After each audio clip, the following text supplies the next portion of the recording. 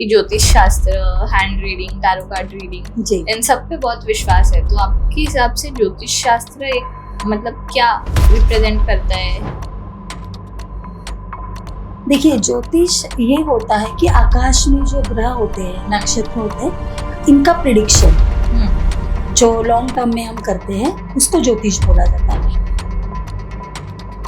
Ma'am, अगर हम देखें तो हमारे मम्मी लोगों को बहुत इंटरेस्ट होता है इन सब बातों में, तो हमें कुछ मतलब कुछ ना कुछ डायमंड हो गया या फिर कुछ ना कुछ पहनने के लिए देते हैं, गले में हो गया, हाथ में हो गया, तो इसका कुछ मैटर करता है?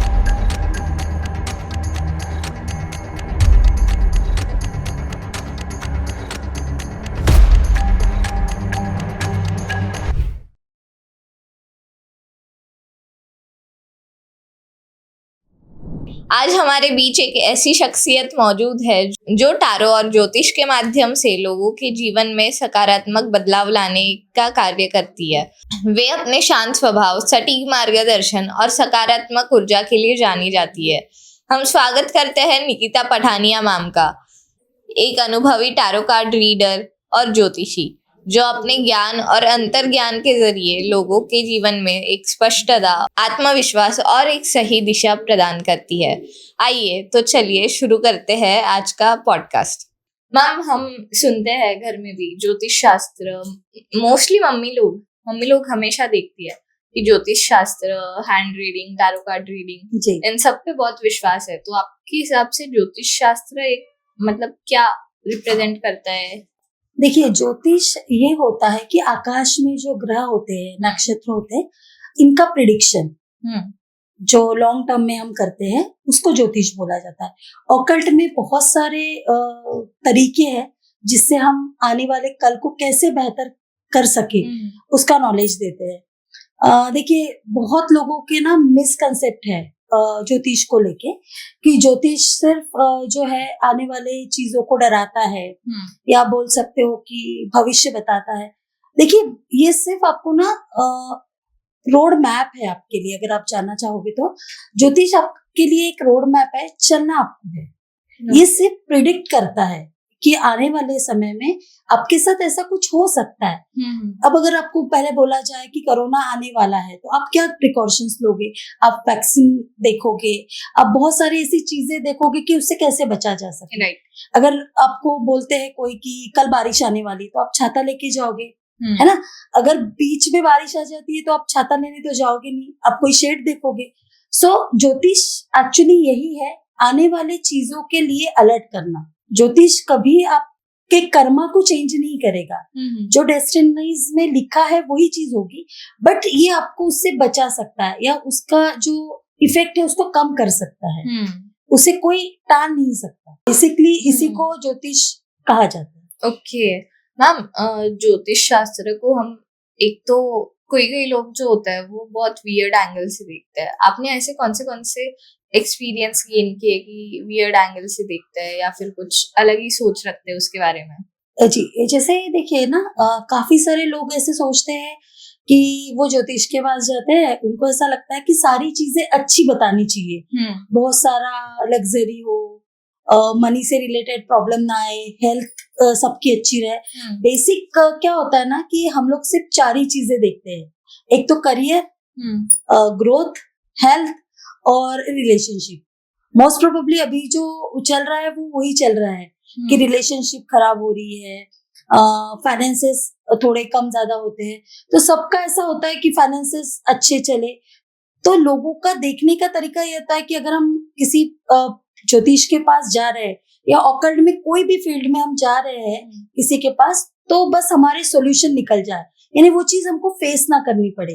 और ऐसा नहीं होता है। आप अगर कहीं भी जाते हो तो ज्योतिष सिर्फ आपको मार्गदर्शन कर सकता है, वे ऑफ लिविंग बता सकता है। इससे ज्यादा ज्योतिष कुछ नहीं कर सकता। ज्योतिष सिर्फ एक मैप है, आपको जो बताते हैं कि इस टाइप से आपको चलना होगा। आप अगर इस टाइप से चलोगे तो 90% प्रॉब्लम आपके कम हो सकते हैं। प्रॉब्लम बदल नहीं सकता है, सिर्फ वो उसकी इंटेंसिटी कम हो सकती है, इससे ज्यादा कुछ नहीं हो सकता। मैम, अब आपने बोला कि कोई लोग गलत वे में ले लेते हैं या फिर उनके भाग्य में कुछ और दिख जाता है, तो कुछ उनको कैसे डील करते हो आप? देखिए, अगर जैसे हम अगर टैरो की बात करें, तो अगर हम टैरो करते हैं तो बहुत बार ऐसा होता है कि निगेटिव कार्ड्स आते हैं, ठीक है। तो जब निगेटिव कार्ड्स आते हैं तो बंदा वैसे ही बहुत डर जाता है कि अब क्या होगा। एक्चुअली देखो, डरावनी चीज नहीं है, चीज ये है कि ये अलर्ट कर रहे हैं आपको कि देखिए, आप जो रास्ते पे चल रहे हो या आप जो करियर में हो, यहाँ पे कुछ चीजें आपके सोच से अलग हो सकती है। मतलब अगर आप जॉब में हो, सडनली आपको मेमो मिल सकता है, या आपने विदाउट इंटीमेशन लीव लिया तो टर्मिनेशन मिल सकता है, या आपके जॉब के चेंज होने के चांसेस है। तो इसको आप कैसे लोगे? डरावने इसमें रहोगे कि आप अलर्ट रहोगे कि नहीं, ऐसा मेरे साथ होगा तो मुझे दूसरे जॉब के लिए अप्लाई करते रहना चाहिए। ऑब्वियसली ये चीजें, तो ये चीजें होती है कि ज्योतिष कभी भी आपको डराने के लिए इसके पहले बना ही नहीं है। ज्योतिष आपको अवेयर करने के लिए बना है कि कुछ चीजें हैं, इसको आप टाइम रहते ही सुधार लो, जिससे आपको आगे आने वाली परेशानियां 90% तक कम हो जाएगी, है ना। ये चीजें होती है ज्योतिष में। ये सिर्फ मार्गदर्शन करता है। ये टूल ही इसलिए बना है कि आप जो भी आगे करने वाले हो उसको सही दिशा में करो, ताकि आपके लाइफ में जो आने वाले प्रॉब्लम्स है वो आए ना। मैम, अभी आपने टैरो कार्ड के बारे में बताया, आप थोड़ा डिटेल में बता सकते हैं? देखिए, टैरो कार्ड एक्चुअली कैसे होता है ना कि ये 78 कार्ड का एक बंच होता है, ठीक है। इसमें कलर सिंबलिज्म को ज्यादा मायने रखते हैं। कलर सिंबलिज्म है, उसके बाद ये ना इवेंट प्रिडिक्ट करते हैं। जैसे इसमें होता है कि बर्थ से लेके डेथ तक ये सारी एक स्टोरी के रूप में टैरो रीडर्स बताते हैं, जिसमें बताया जाता है कि आपके आने वाले समय में आप क्या करने वाले हो, या अभी जो प्रेजेंटली जिस इसमें चल रहे हो, ये आपको आगे किस मुकाम पे लेके जाएगी, आपको बिहेवियर कैसा रखना है, आपको क्या चैलेंजेस लाइफ में आने वाले हैं, ये प्रिडिक्शन देता है। ये आपकी एनर्जी से कनेक्ट होता है। जैसे अगर आप मुझे कोई सवाल पूछ रहे हो, आप मेरे क्लाइंट हो, तो आपके एनर्जी के साथ मेरे इंट्यूशन कनेक्ट होते हैं। उसका जो आउटकम आता है, ये आपको दिखाता है कि आपके लाइफ में क्या ऑब्स्टिकल आने वाले हैं और कहाँ आपको टर्न लेना है। ये चीजें टैरो आपको दिखाता है। टैरो में काफी सारी चीजें होती है कि आप कब आपको प्रमोशन के लिए अप्लाई करना चाहिए, कब आपको प्रमोशन के लिए एक्सपेक्टेशन नहीं रखनी है। अभी अगर आपके फाइनेंसेस थोड़े गड़बड़ा रहे हैं तो आपको कहाँ इन्वेस्ट करना चाहिए, कहाँ आपको इन्वेस्ट नहीं करना चाहिए, कौन से घर की एनर्जी कैसी होती है। मतलब आपको बच्चे के बर्थ से लेके, अगर आपके यहाँ पे कोई बीमार चल रहा है, उनकी बीमारी कहाँ तक आपको लेके जाएगी, ये भी प्रिडिक्शन टैरो देता है। सिर्फ अगर आप देखोगे टैरो और ज्योतिष में एक ये डिफरेंस होता है कि ज्योतिष आपके आने वाले फ्यूचर का प्रिडिक्शन करता है और आने वाली चीजों को लॉन्ग टर्म में बताता है। टैरो आपको प्रेजेंट एनर्जी देख के आपको बताता है कि फिलहाल आप किस एनर्जी पे चल रहे हो और आने वाले 6 महीनों में आप किस एनर्जी में रहोगे। ये चीज होती है टैरो और ज्योतिष में। ओके मैम, आपने अभी बोला कि कलर्स और नंबर्स मैटर करता है टैरो कार्ड में, तो मैम उन नंबर्स का कुछ हमारे मूलांक से रिलेशन होता है? देखिए, न्यूमरोलॉजी एक बहुत अलग सब्जेक्ट है। न्यूमरोलॉजी में हम देखते हैं कि आपका रूट नंबर क्या है, डेस्टिनी नंबर क्या है, रूट नंबर कितना आपको सपोर्ट करेगा, डेस्टिनी नंबर कितना सपोर्ट करेगा। और टैरो में जो नंबर होता है, ये न्यूमरोलॉजी से हम लोग कनेक्ट करते हैं। बेसिकली हम टैरो में जो नंबर्स होते हैं, ये नंबर्स दिखाते हैं कि क्या क्या रिप्रेजेंट कर रहा है। जैसे 5 नंबर दिखाता है तो कम्युनिकेशन को हम देखते हैं कि आपका कम्युनिकेशन वीक है, आपको कम्युनिकेशन अच्छा करना चाहिए। अगर टैरो में 5 नंबर आता है तो हम बोलते हैं कि आप कम्युनिकेशन अपना स्ट्रॉन्ग करिए, या आप बहुत हार्श बोल रहे हैं उसको कम करिए। तो इसमें भी टैरो में भी निगेटिव पॉजिटिव 2 कार्ड्स होते हैं, जो दिखाता है कि आपका बहुत अच्छा कम्युनिकेशन है या आपको आपका कम्युनिकेशन सुधारना है ना। तो ये चीज होती है। न्यूमरोलॉजी के हिसाब से अगर देखें तो न्यूमरोलॉजी में भी रूट नंबर के कुछ अलग मायने होते हैं और डेस्टिनी नंबर के कुछ अलग मायने होते हैं। आप अगर रूट नंबर के साथ जाओगे तो आपके 18 इयर्स तक आपको रूट नंबर बहुत ज्यादा सपोर्ट करता है। आफ्टर 18 जब आप वर्किंग हो जाते हो, आप डिसीजन खुद के लेते हो, तो आपका जो डेस्टिनी नंबर है वो एक्टिव हो जाता है। रूट नंबर आपको 18 इयर्स तक सपोर्ट करता है। ऐसा नहीं होता है कि जब आपका डेस्टिनी नंबर एक्टिवेट हो जाए तो रूट नंबर आपको सपोर्ट नहीं करता। आपकी क्वालिटी तो वही रहेगी, आपका रूट तो वही रहेगा, रूट नंबर वही रहता है, सिर्फ जो डेस्टिनी नंबर होता है उसकी क्वालिटी ऐड हो जाती है। तो ये डिफरेंस होता है न्यूमरोलॉजी में और टैरो के जो नंबर्स होते हैं उसमें। मैम, अगर हम देखें तो हमारे मम्मी लोगों को बहुत इंटरेस्ट होता है इन सब बातों में, तो हमें कुछ मतलब वो कुछ ना कुछ डायमंड हो गया या फिर कुछ ना कुछ पहनने के लिए देते हैं, गले में हो गया, हाथ में हो गया, तो इसका कुछ मैटर करता है? हाँ, ये जो जेम स्टोन्स होते हैं, देखिए जेम स्टोन और क्रिस्टल दो अलग भाग होते हैं, ठीक है। जेम स्टोन जो होता है, ये आप बोल सकते हो कि ये आपके ग्रहों को सेटल करता है। मैंने जैसे बोला कि ये चेंज नहीं करेगा आपकी डेस्टिनी, उसको ना बैलेंस करेगा। आप अगर जेम स्टोन पहनते हो तो जेम स्टोन से जो रेजेस आती है सन की, वो आपके बॉडी में जिस चीज की कमी हो उसको बैलेंस करती है, ठीक है। आपको पता है कि साइंस में भी प्रूव हुआ है कि चक्रा होते, ओरा होता है, ओरा कितना काम करता है, उसकी ओरा की क्या चीजें हैं जो आप पे इफेक्ट करती है, ठीक है।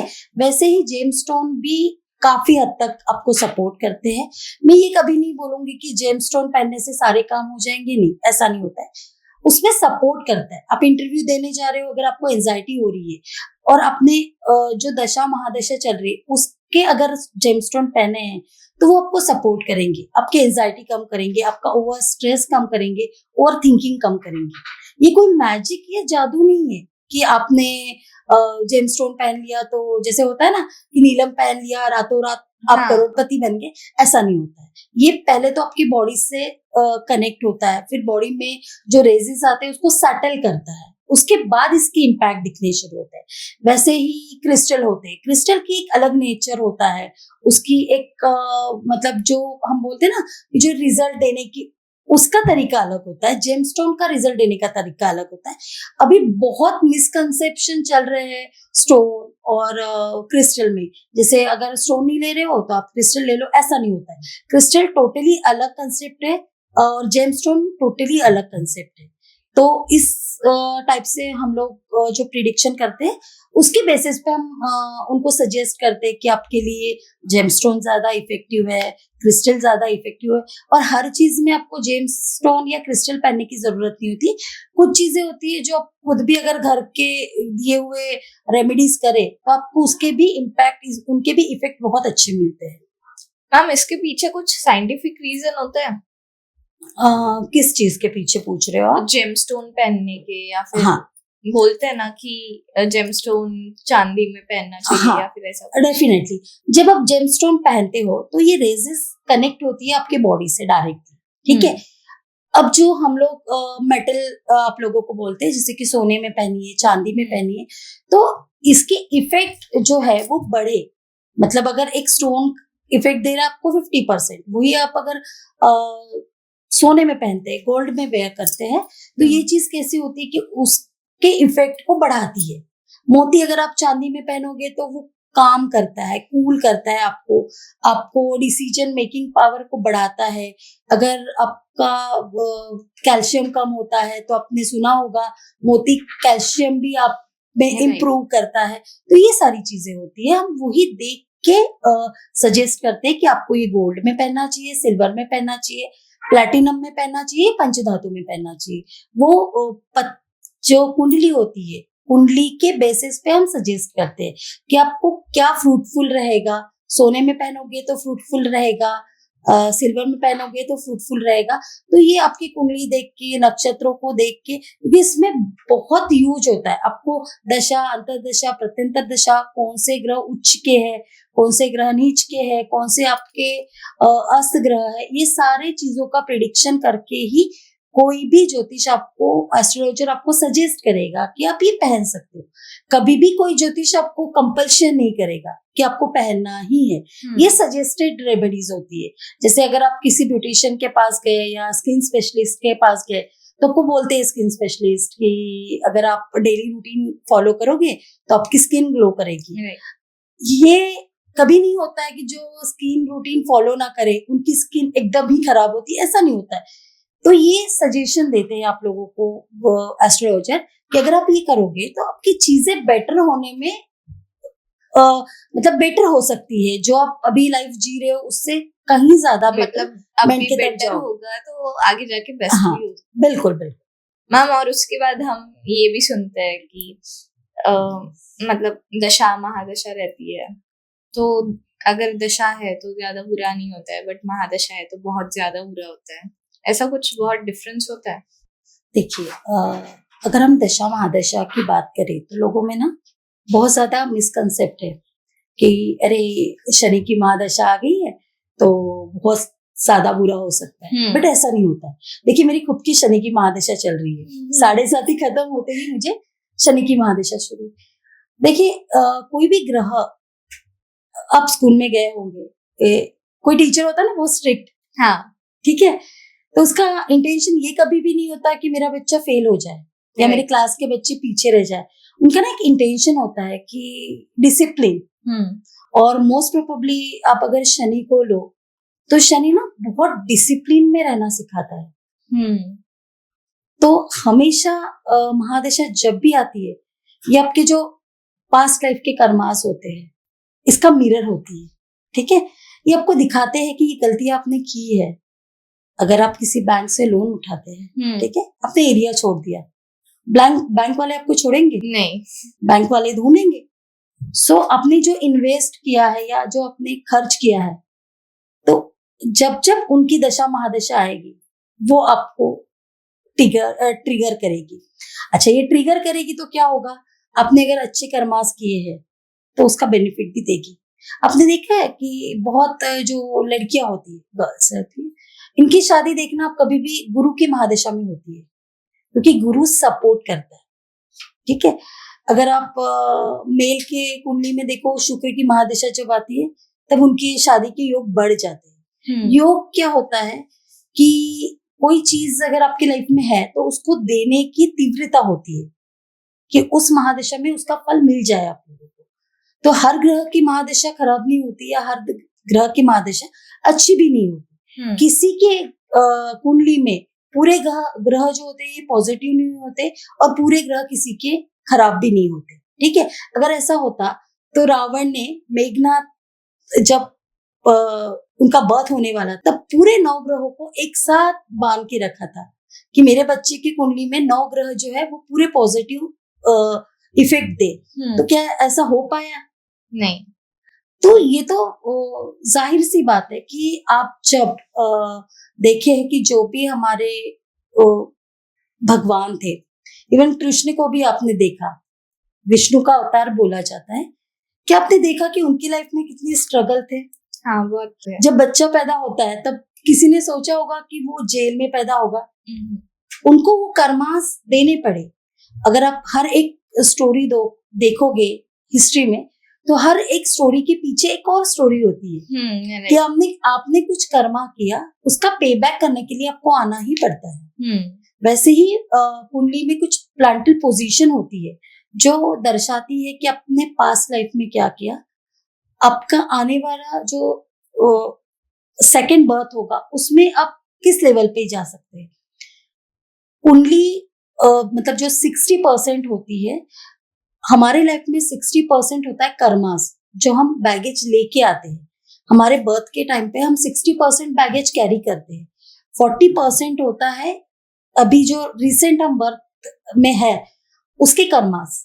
जब ये कर्मास और बैगेज साथ में मिलता है ये हमको रिजल्ट देता है, ये हमारी डेस्टिनी डिसाइड करता है। तो कर्मा आप छोड़ नहीं सकते, जो पास्ट लाइफ से आप कर्मा लाए हो उसका तो पे बैक करना है, आपने लोन उठाया है, और जो अभी कर्मा करोगे ये आपको रिवॉर्ड देगी, राइट। सो बेसिकली आप जब आपके कर्मास बेटर करोगे तो रिवॉर्ड आपको मिलते रहेगा। मैम, अभी आपने आपके बारे में बताया, आपकी महादशा चल रही है, तो आप हमारे दर्शकों को थोड़ा आगे 2026 में जो लोग हैं तो उनको कुछ बताना चाहोगे? आने वाला जो 26 है वो काफी बेटर रहने वाला है बहुत सी राशियों के लिए। उसमें अगर हम देखें तो तुला राशि बहुत अच्छा करेगी। मकर राशि जो 7.5 साल जिन्होंने ये किया है, 7.5 फेस की है, उनके लिए बहुत अच्छी है। और उसके बाद अगर देखा जाए 5 नंबर के लिए न्यूमरोलॉजिकल 5, 6, 1 बहुत अच्छा साल जाने वाला है इन लोगों के लिए। कुछ प्रिकॉशंस है जो हर साल लेने होते हैं, बस गाइडेंस है और प्रिकॉशंस है। और आपके कर्मास, जैसे मैंने बोला, जो कर्मास आप दोगे उसका रिवर्स बैक आपको आएगा ही आएगा। अब कोई भी साल हो, मतलब किसी भी नंबर का साल हो, उसमें वही होता है कि जो आपने बोया है वो आपको काटना है। ओके, मतलब mostly everything depends on Karma. Basically बिल्कुल, डेफिनेटली जो आप कर्मास करोगे उसका पेबैक यानी आपका फ्यूचर डिसाइड करेगा। ओके, इज इट लाइक कि मैम ऐसा बोलते हैं कि तुम्हारे जो पास्ट लाइफ का था वो तुम्हें अभी मिलता है? हाँ। कोई कोई ये बोलते हैं, कोई कोई बोलते हैं तुमने अभी जो किया है उसके फल मिलते हैं। देखिए कैसा होता है ना, आपने देखा होगा ब्लिंकिट इंस्टेंट आता है, आपने ऑर्डर किया आ गया, ठीक है। और आप अगर कोई साइट पे ऑर्डर करते हो 10 से 15 दिन लेता है, ठीक है। तो आप जो इस लाइफ में कर्मा करते हो उसके लिए ना दशा महादशा प्रत्यंतर दशा बहुत मैटर करती है। अगर आपकी दशा महादशा प्रत्यंतर दशा है और आप एक ऐसे घर में रह रहे हो जो वास्तु भी मैटर करता है, तो आपको इंस्टेंट उसके रिजल्ट मिलेंगे। आपने देखा होगा बहुत लोग ऐसे हैं कि बिल्कुल भी जो भगवान को नहीं मानेंगे, नास्तिक काइंड ऑफ लोग होते हैं, उनकी लाइफ भी बहुत सटल चलती है। आप मुझे बताइए, आपके पापा गवर्नमेंट में हैं? घर में कोई है जो गवर्नमेंट एम्प्लॉय है? ठीक है, उनकी लाइफ कभी देखना, जब गवर्नमेंट एम्प्लॉय होता है वो साइकिल से शुरू होता है, ठीक है। मतलब मैं मेरे जमाने की बात करूंगी, हम लोगों के जो पापा थे या अंकल थे, ये लोग साइकिल से जाया आया करते थे ऑफिस, मूवीज में भी वही दिखाया था। एग्जैक्टली। तो उनका जो वो जर्नी था काफी स्ट्रगलिंग, ऑफिस जाएंगे, बस से जाएंगे, रिक्शे से जाएंगे या फिर साइकिल से जाएंगे, ठीक है। और अभी जब वो ना आपने देखा होगा महाराष्ट्रियंस घरों में ऐसे भी एक झूला होता है, उस पर आराम से बैठे होते हैं, तो ना लोगों के बात करने का तरीका ऐसा होता है, बाप रे इनके पास गाड़ी है, कुछ भी तो नहीं करते। लेकिन उन लोगों ने वो स्ट्रगल नहीं देखा होता है कि वो साइकिल से 15-15 किलोमीटर जाते हैं। जो वो फंड था, प्रोविडेंट फंड जिसको हम बोलते हैं, या जो ग्रेजुएटी मिलती है या रिटायरमेंट पे जो पैसा होता है, वो इनकैश कर रहे होते हैं, है ना। तो स्ट्रगल जब आप करते हो उसका इनकैशमेंट मिलता है। तो जिन लोगों को हम देखते हैं कि बहुत सटल लाइफ है, बहुत एंजॉय कर रहे हैं, बहुत लग्जरी लाइफ है, तो ये पास्ट कर्मा थे जो उन्होंने एफडी के रूप में जमा करके रखा था, उनका इनकैशमेंट वो अभी कर रहे हैं। अगर अभी उनकी कर्मा नहीं सुधरते हैं तो आने वाले बर्थ में ना आप रहोगे ना हम रहेंगे, तो उसका पेबैक उनको आने वाले लाइफ में जो कर्मा होंगे उनके बदौलत देना पड़ेगा। ये साइकिल है, जैसे नेचर का एक साइकिल होता है वैसे ही ये साइकिल है। आप जैसे जैसे कर्मास करोगे वो फिर से आपके सामने आएगा। तो बेसिकली इस टाइप से नेचर भी चलता है। और हमारी कुंडली में जो हम ज्योतिष होते हैं उस कुंडली में हम बोलते हैं कि कुंडली की साइकिल जो रिसाइकल होके चलती है वो इसी टाइप से चलती है। मैम अभी आपने थोड़ी देर पहले प्रत्यंतर दिशा के बारे में बोला जी, तो वो कंसेप्ट क्या है? ये कंसेप्ट हमने नया सुना है इसलिए। देखिए कैसा होता है ना कि हर कुंडली में हमेशा, मतलब अभी जैसे दशाएं कभी खत्म नहीं होती, आपके जन्म से दशाएं शुरू होती है, ये एंड तक रहती है, ठीक है। तो सबसे पहले होती है दशा, उसके बाद होती है प्रत्यंतर दशा, उसके बाद होती है अंतरदशा, उसके बाद होती है प्रत्यंतर दशा, ठीक है। तो ये 3 टाइप की दशा होती है। कभी ऐसा होता है शनि की दशा चल रही है तो राहु की अंतरदशा, उसमें प्रत्यंतर दशा। तो रिजल्ट जो मिलते हैं ये आपके सिर्फ दशा के बेसिस पे नहीं मिलते, ठीक है। कभी कभी होता है कि मुझे तो राहु की दशा चल रही थी तो मुझे मेरा एक्सीडेंट कैसे हो सकता है, तो किसी को ये नहीं पता कि भैया मंगल की अंतरदशा चल रही थी, उसमें केतु की प्रत्यंतर दशा चल रही थी। तो जब एक ज्योतिष कुंडली देखता है तो सिर्फ आपके वो लग्न भाव को नहीं देखता, वो दशाओं को देखता है, आपके नक्षत्रों को देखता है। टोटल एनालिसिस करके ही आपको बताया जाता है कि आपकी लाइफ में क्या हर्डल्स है, क्या परेशानियां आने वाली है और किस चीज का गेन आपको होने वाला है। तो कुंडली में सारी चीजें बहुत इंपॉर्टेंट है। इसमें आपका लग्न राशि, जो लग्न बोलते हैं, लग्न होता है, उसके बाद आपका नक्षत्र होता है, उसके बाद आपका लग्न, नक्षत्र और राशि, ये तीनों चीजें बहुत इंपॉर्टेंट होती है। बेसिकली लग्न आपकी पर्सनालिटी को दिखाता है, राशि आपके इमोशंस को दिखाती है और नक्षत्र आपके कार्मिक पैटर्न को दिखाता है कि आपने किस टाइप के कर्मा किए हैं, उस टाइप के नक्षत्र में आपका बर्थ हुआ है। ये सारी चीजें आपको कुंडली में ही दिख जाती है, तो आपको अलग से कुछ देखने की जरूरत नहीं होती। मैम अभी आप लग्न, नक्षत्र और राशि के बारे में बताया, बट हम कुंडली में गण भी देखते हैं, तो is it that much important? देखिए ये ना जैसे हम कोई फॉर्म भरते हैं तो उसमें कंपल्शन होता है, हाँ. ठीक है। तो गण में 3 गण होते हैं, एक देवगण होता है, एक राक्षस गण होता है, एक मनुष्य गण होता है, ठीक है। तो लोगों में बहुत मिसकंसेप्शन है कि राक्षस गण यानी ऐसा नहीं होता है, वो आपका एक नेचर दिखाता है कि आप ऐसे होते हो। देवगण यानी कभी कभी ऐसा होता है देवगण वाला भी क्रिमिनल मिल जाएगा आपको, तो उसमें फिर दशा अंतरदशा जो होती है वो मैटर करती है। देवगुण यानी ऐसा बोला जाता है कि सात्विक, वो थोड़ा सेटल रहेगा, ठीक है, उनमें गुण होंगे। अब देवगढ़ वाला अगर मर्डर करता है तो आप ये ब्लेम नहीं कर सकते कि इसमें कुंडली का दोष है, नहीं, फिर उसमें मैटर करती है दशा, महादशा, बाकी प्लांटल पोजीशन कैसी है, ये भी मैटर करता है। वो गण एक कुंडली का एक सेटल भाव हम बोलते हैं कि उसमें देखा जाता है कि कौन से नक्षत्र में आपका जन्म हुआ है, आपका गण कौन सा है, आपकी योनि कौन सी है। योनि में अगर जैसे योनि में भी होते हैं गज योनि, सर्प योनि, गो योनि। मैंने बोला ना कि ज्योतिष बहुत ह्यूज है, ये कोई भी नहीं बोल सकता कि हमने पूरी तरह पढ़ा है, क्योंकि आप ज्योतिष में हमेशा स्टूडेंट ही रहोगे, सालों बीत जाएंगे, आप उसके डेप्थ को नहीं समझ पाओगे, क्योंकि हर ज्योतिष का प्रिडिक्शन अलग होता है, देखने का तरीका अलग होता है। कोई देखता है कि नक्षत्रों के हिसाब से वो प्रिडिक्शन देता है, कोई होता है कि लग्न के हिसाब से। आप अगर पुराने जमाने में देखोगे तो कुंडली सिर्फ एक ही चार्ट होता था जिसमें सिर्फ लग्न दिखा रहता था, ठीक है, वैसे ही कुंडली होती थी। बट अब ऐसा नहीं होता है, अब आपके नक्षत्रों के साथ आपकी डिग्री भी देखी जाती है कि किस ग्रह की कितनी डिग्री है, वो उच्च का है या नीच का है, वक्री है, मतलब हर चीज का एनालिसिस करके ही कोई ज्योतिष आपको प्रिडिक्शन दे पाएगा। तो ये अंतर होता है। मैम अब हम ना शॉर्ट गेम खेलते हैं। ओके। तो हम अगले साल मतलब 2026 में कि कौन से राशि के साथ मतलब कैसा उनके साथ उनका साल रहेगा ये देख। तो मैम मेष का कैसा रहेगा? मेष के लिए अच्छा है, ठीक है।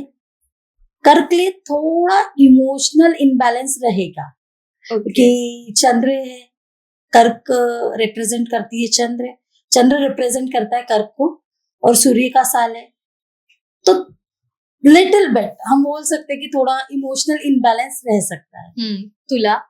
तुला के लिए तो बहुत अच्छा, यानी जो इतने सालों में उन्होंने नहीं किया, ये साल आप कर लो जो चाहोगे, काफी अच्छा है तुला के लिए।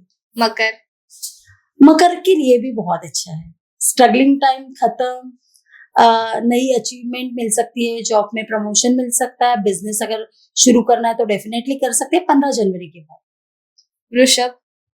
ऋषभ के लिए थोड़ा निगेटिव, मतलब मिला जुला बोल सकते हैं। सिंह के लिए भी अच्छा है, उसका सूर्य ही आ रहा है, सूर्य का साल है, अच्छा एग्रेशन से बचना चाहिए उन लोगों ने। वृश्चिक वालों को ना थोड़ा मतलब संभल के चलने की जरूरत है, और एक्सीडेंट के योग हो सकते हैं। मैंने ये नहीं बोला लाखों लोग होंगे, लेकिन हाँ थोड़ी अवेयरनेस अच्छी होगी इन लोगों के लिए। कुंभ के लिए भी थोड़ा इनबैलेंस हो सकता है, फाइनेंशियल चीजों के लिए थोड़ा बच के रहे। मिथुन के लिए भी अच्छा है, फैटनेस बढ़ेगा, खाने पीने पे ध्यान देने की जरूरत है इन लोगों को। कन्या सबसे अच्छा ये साल अगर मैं देखूं राशि वाइज तो कन्या, तुला और मकर बहुत अच्छा इन लोगों के लिए है। अच्छा है इनके लिए। धनु के लिए भी मिला जुला बोलूंगी। और मीन मीन वालों को भी ना थोड़ा संभल के डिसीजन लेने चाहिए, मोस्ट प्रोबेबली उनके करियर में ओके। थोड़ा संभल के डिसीजन लेंगे तो चीजें बहुत बेटर के लिए बेटरमेंट की तरफ जाएगी। मैम अब ये सब तो हो गया, बट आपको एक्सपीरियंस तो बहुत आए होंगे इस सब बातों में, जी तो आप ऐसा कोई फनी या फिर थोड़ा अलग एक्सपीरियंस बताओ। देखिए, एक फनी एक्सपीरियंस बताती हूँ और एक बताती हूँ जो सटीक बोलते ना एकदम सटीक बैठा है। एक रिसेंट में ही मेरे क्लाइंट है, वो बिजनेस करते हैं बट सडनली उनको ऐसा लगा कि उन्होंने जॉब करना चाहिए, अपॉर्चुनिटी अच्छी थी। तो उन्होंने मुझे मैम बोला ऐसा ऐसा है, एक ऑफर आया है, मैं एक अमाउंट कोड कर रहा हूँ, क्या मेरा होगा?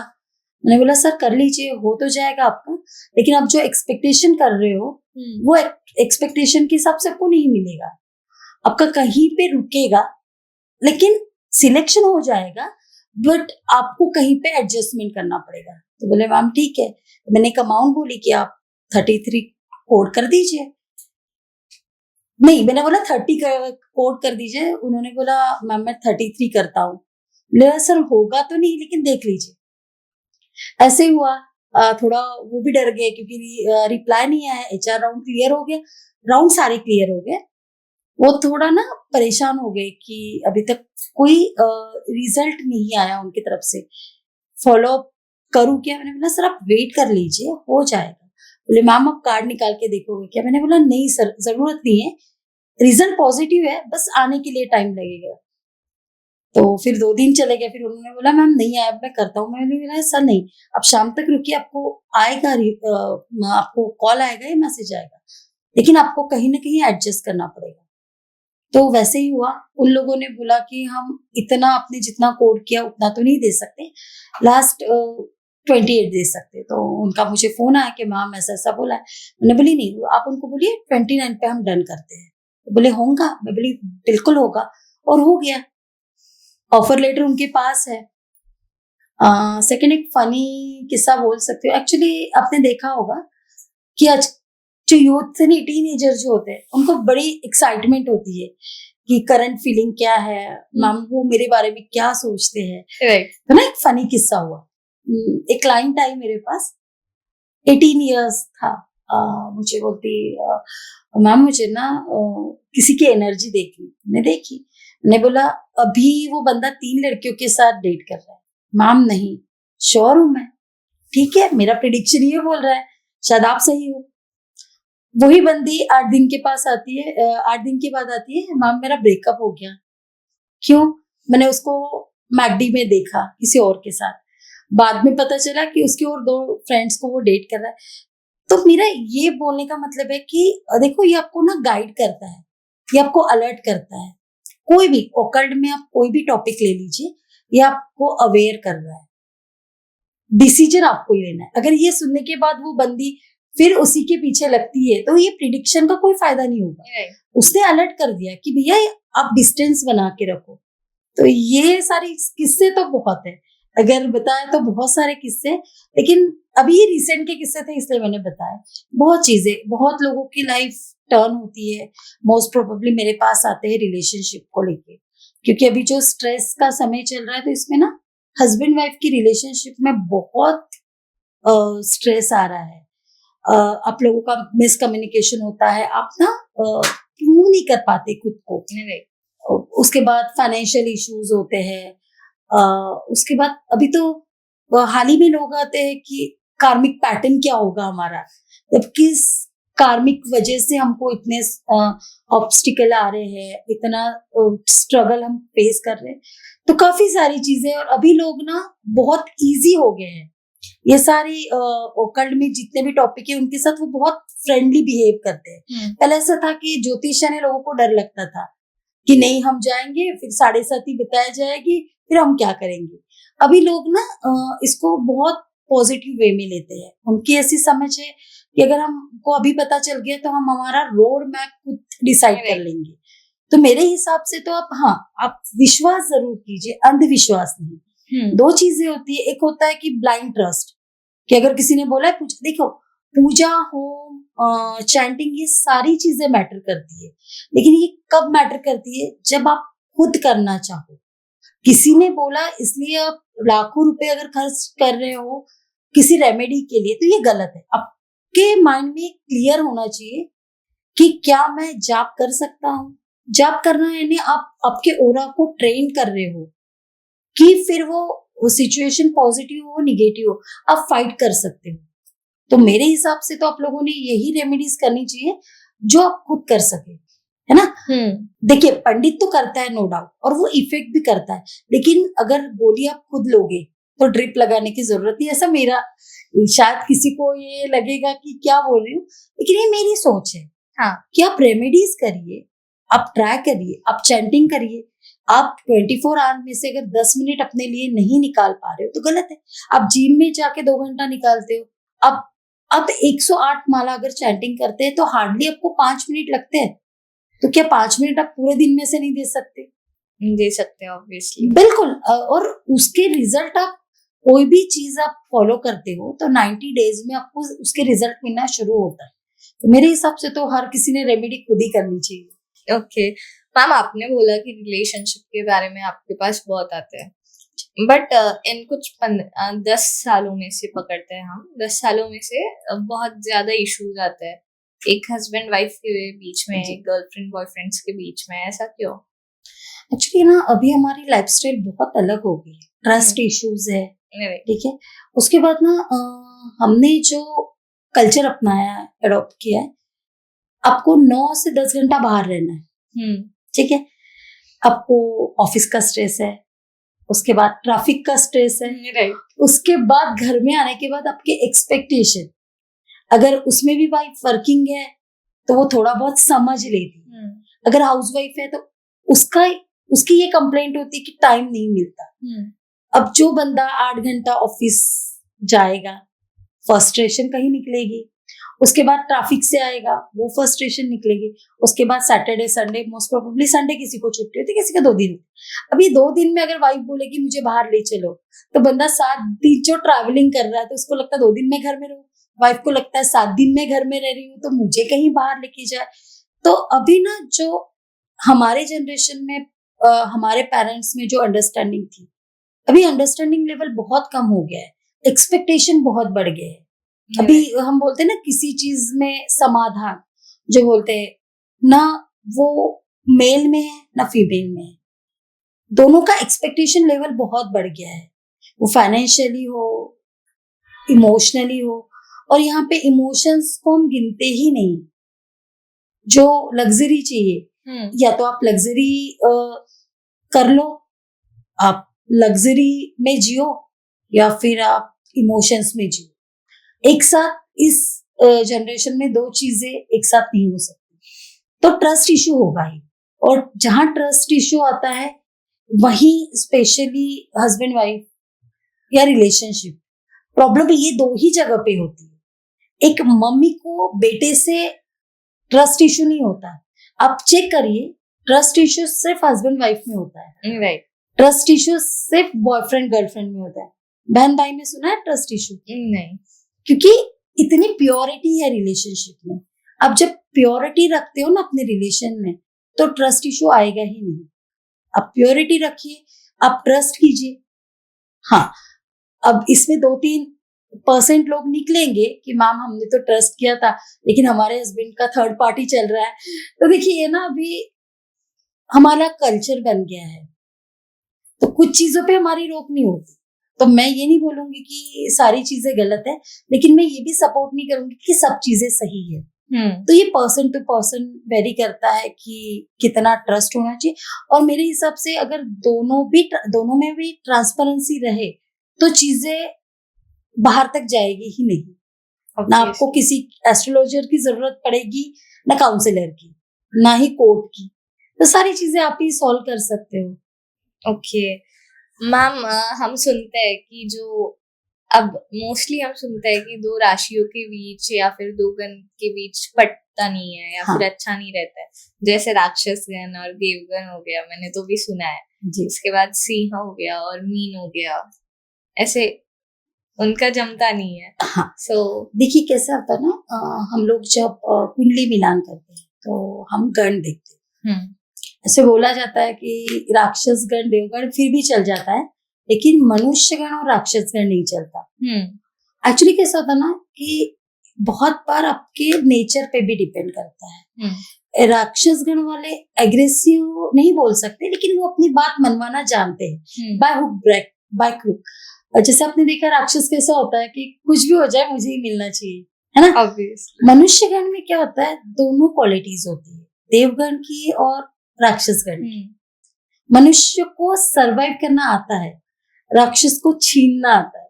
तो होता कैसे है कि वो हावी होते हैं, यानी कहीं लड़ाई हो जाए हस्बैंड वाइफ की, तो अगर वाइफ राक्षस गण की है तो हस्बैंड को हर बार झुकना ही पड़ेगा, और हस्बैंड राक्षस गण का है तो वाइफ को हर बार झुकना पड़ेगा।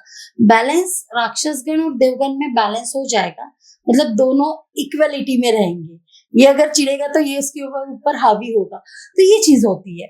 राक्षस का देखोगे तो ऐसे बोला जाता है कि लड़ते ही रहते हैं।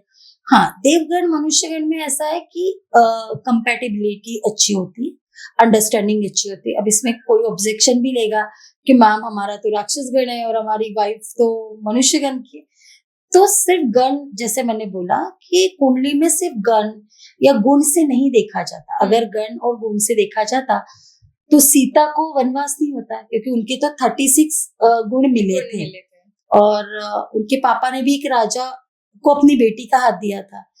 तो सिर्फ गण या गुण मिलने से नहीं होता, इसमें आपके पास्ट कर्मा भी होते हैं।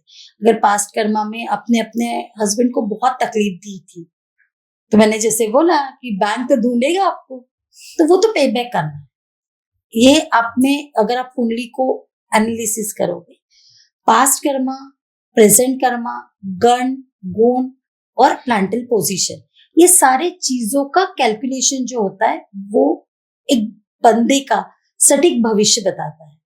ओके मैम, एक सटीक भविष्य बताने के लिए बहुत कुछ एनालिसिस करना पड़ता है आपको, और सबके थ्रू आपको कुछ ना कुछ अलग मिलता है। कभी आपको कंफ्यूजन हुआ है उन सब बातों में? हाँ, काफी बार होता है। कभी कभी देवगण की कुंडली अगर होती है तो उसमें प्लांटल पोजीशन ऐसी होती है कि उसके अगर स्वभाव देखा जाए तो एकदम राक्षस का होता है। कभी कभी बहुत अच्छी कुंडली होती है, सारे प्लैनेट बिल्कुल सटीक है, कुंडली बहुत अच्छी है, बट बंदे का नेचर एकदम एग्रेसिव होता है। ये चीजें होती है। तो इसमें जैसे मैंने बोला कि बहुत बार नक्षत्रों का भी रोल होता है। नक्षत्रों के बाद आपका अपब्रिंगिंग कैसा हुआ है ये भी मैटर करता है। आपने देखा होगा कि एक मम्मी के 3 बच्चे हैं, 2 बच्चे बहुत अच्छे, एक बच्चा पूरा बदमाश है, तो आप ये नहीं बोल सकते हो कि आपका अपब्रिंगिंग अच्छा नहीं हुआ, उसकी प्लांटल पोजीशन ऐसी है। तो ये सारे चीजों को एनालिसिस करके उसका आउटकम जो निकलता है वो हम क्लाइंट को बताते हैं कि आप ये प्रिकॉशंस आपके बच्चों के लिए लीजिए, या आप खुद ये प्रिकॉशंस लेते हुए आगे बढ़िए। तो सबका आउटकम यही है कि जो लाइफ आपको मिली है वो लाइफ को आप कर्मा से चेंज कर सकते हो।